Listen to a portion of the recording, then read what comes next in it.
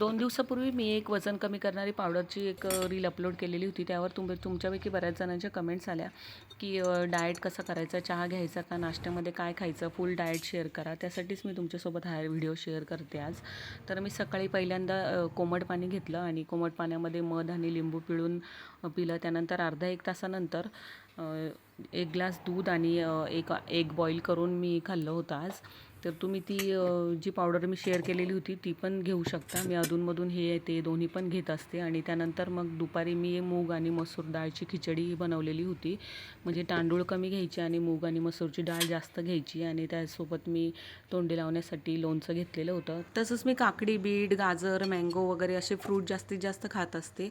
आणि मैद्याचे पदार्थ म्हणजे चहा, खारी किंवा मग पिझ्झा, बर्गर वगैरे असे मैद्याचे पदार्थ खाणं टाळायचं आहे. त्याऐवजी ज्वारीच्या भाकरीचा तुम्ही समावेश करू शकता तुमच्या जेवणामध्ये.